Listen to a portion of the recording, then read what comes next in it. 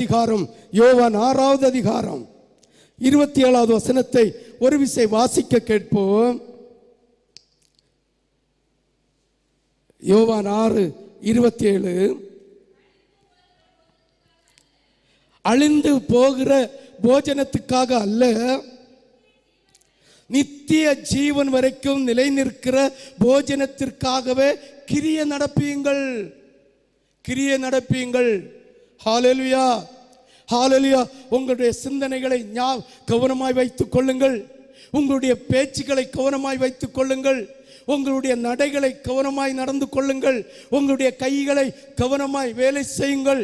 உங்களுடைய இருதயத்தின் ஆலோசனையை கவனமாய் வைத்துக் கொள்ளுங்கள். அப்பம் இல்லாததற்கு நீங்கள் பணத்தையும், ஹல்லேலூயா, அழிந்து போகிற போஜனத்திற்காக அல்ல, நித்திய ஜீவன் வரைக்கும் நிலைத்து நிற்கிற போஜனத்துக்காகவே கிரியை நடப்பியுங்கள். அந்த ஆண்டவராகிய இயேசு கிறிஸ்து வருகிற அந்த நாள் வரைக்கும் நம்மை காத்து கொள்ளும்படியாக அவர் நம்முடைய சமூகத்திலே, தேவ சமூகத்திலே வைத்திருக்கிற அப்பத்தையும் இரசத்தையும் பானம் பண்ணுவதற்கு நீ ஜாக்கிரதை உள்ளவர்களாக இருக்க வேண்டும். ஹல்லேலூயா, ஹல்லேலூயா. நித்திய ஜீவன் வரைக்கும் நிலை நிற்கிற போஜனத்திற்காகவே கிரியை நடப்பியுங்கள். உங்களுடைய நடை, உடை, பேச்சு, சொல், செயல் அத்தனையோ ஆண்டவருடைய நித்திய ஜீவன் வரைக்கும் நிறைத்து நிற்கிற கிரியை உடையதாக இருக்க வேண்டும். ஹல்லேலூயா, ஹல்லேலூயா. அதை மனுஷகுமாரன் உங்களுக்கு கொடுப்பார். அவரை பிதாவாகிய தேவன் முத்திரித்திருக்கிறார்.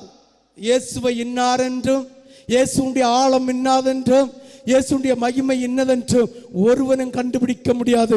கர்த்தர் முத்திரித்து வைத்திருக்கிறார்.